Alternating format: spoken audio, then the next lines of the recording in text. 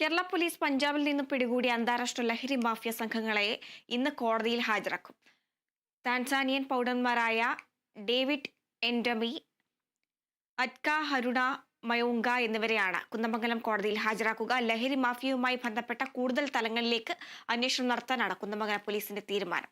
വിശദാംശങ്ങളുമായി റിയാസ് KM ചേരുന്നുണ്ട്. റിയാസ്, കഴിഞ്ഞ ദിവസമാണ് ഈ അന്താരാഷ്ട്ര ലഹരി മാഫിയ സംഘങ്ങളെ പിടികൂടുന്ന ഒരു സാഹചര്യം ഉണ്ടായത്. ഇവരെ ഇന്ന് കോടതിയിൽ ഹാജരാക്കുമെന്നാണ് മനസ്സിലാക്കുന്നത്.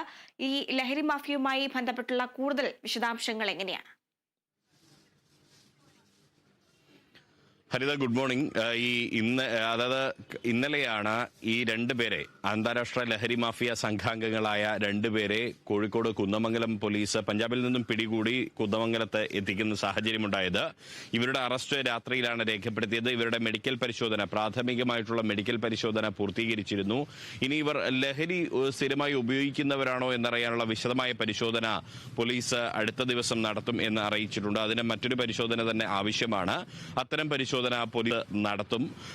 ഇത് ശ്രദ്ധേയമായൊരു കാര്യം, ഈ ജനുവരി 21-നാണ് 2021 227 ഗ്രാം MDMA കുന്ദമംഗലം പോലീസ് പിടികൂടുന്നത്. അന്ന് മലയാളികളായ 2 പേർ ആണ്, ഒരു മഞ്ചേശ്വരം സ്വദേശിയും ഒരു ഉമ്മളത്തൂർ താഴെ സ്വദേശിയുമായിട്ടുള്ള 2 പേർ, അഭിനവും ഒപ്പം തന്നെ ഇബ്രാഹിം എന്ന മഞ്ചേശ്വരം സ്വദേശിയുമാണ് അന്ന് പിടിയിലാകുന്ന ഒരു സാഹചര്യമുണ്ടായത്. പക്ഷേ സാധാരണയായി പ്രതികളിൽ മാത്രം ഒതുങ്ങാറുള്ള പോലീസ് ഇത്തവണ കുന്ദമംഗലം പോലീസ് മറ്റൊരു കാര്യം തീരുമാനിച്ചു. ഇതിന്റെ ഉറവിടം തേടി സഞ്ചരിക്കുക എന്നുള്ള തീരുമാനത്തിലേക്ക് എത്തി. അങ്ങനെ ഈ കുന്ദമംഗലം SHO ആയിട്ടുള്ള S കിരണിന്റെ നേതൃത്വത്തിലുള്ള അന്വേഷണ സംഘം ഇത് തേടി പിന്നാലെ പോവുകയും ഷമീൽ മുഹമ്മദ് എന്ന് പറയുന്ന മറ്റൊരു മലയാളിയെ ബംഗളൂരുവിൽ നിന്ന് പിടികൂടുകയും ചെയ്തു. അതിനുശേഷം ഈ ഷമീൽ മുഹമ്മദിൽ നിന്നും ലഭിച്ച വിവരങ്ങളുടെ അടിസ്ഥാനത്തിൽ ഇയാളുടെ അക്കൗണ്ട് കൈമാറ്റങ്ങൾ എല്ലാം പരിശോധിച്ച്, അക്കൗണ്ടിലുള്ള ട്രാൻസ്ഫർ, തുക കൈമാറ്റം അടക്കമുള്ള കാര്യങ്ങൾ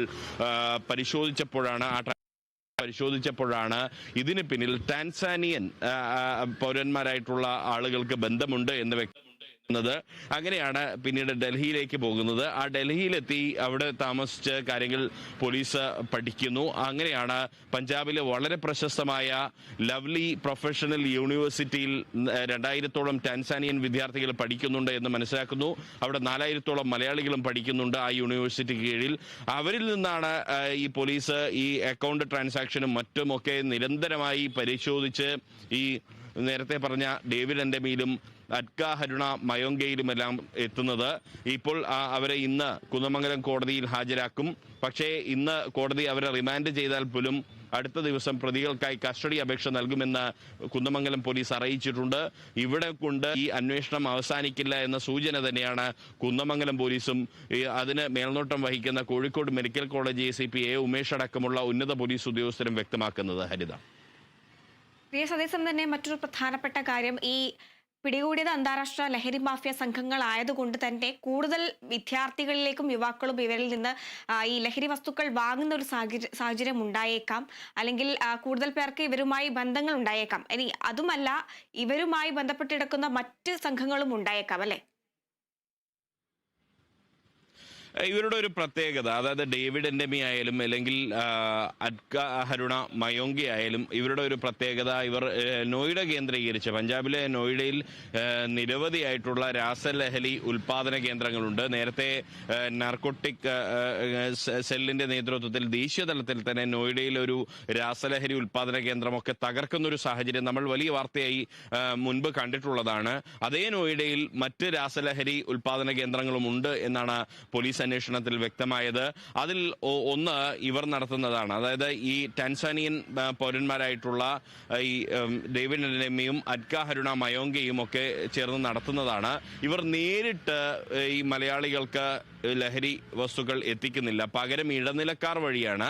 അതിൽ തന്നെ ഈ ലവ്ലി യൂണിവേഴ്സിറ്റിയിലടക്കം പഠിക്കുന്ന മലയാളി വിദ്യാർത്ഥികൾ ഉണ്ടാകുമെന്നാണ് പോലീസ് സംശയിക്കുന്നത്. അത്തരം ആളുകളിലേക്ക് അന്വേഷണം പോകുന്നുണ്ട്. ഇടനിലക്കാരായ ആളുകളെക്കാൾ ഇതിന്റെ ഉറവിടം, മറ്റ് തലങ്ങൾ, അത് ഇനിയിപ്പോൾ ടാൻസാനിയയിൽ നിന്ന് ആണെങ്കിൽ അതിന്റെ രാജ്യാന്തര തലത്തിൽ പോലും അന്വേഷണം നടത്താനുള്ള സാധ്യതകളും കുന്ദമംഗലം പോലീസ് പരിശോധിക്കുന്നുണ്ട്. ഇനി കുന്ദമംഗലം പോലീസിന്റെ ഒരു പരിധിയുണ്ട്, സാധാരണ കേരള പോലീസിന് ഒരു പരിധിയുണ്ട്. അതിനപ്പുറത്തേക്ക് ദേശീയ തലത്തിലുള്ള ഏതെങ്കിലും ഏജൻസിക്ക് ഈ അന്വേഷണം കൈമാറേണ്ടി വന്നാൽ അതിനും തയ്യാറാണെന്നാണ് ഉന്നത ഉദ്യോഗസ്ഥർ വ്യക്തമാക്കുന്നത്.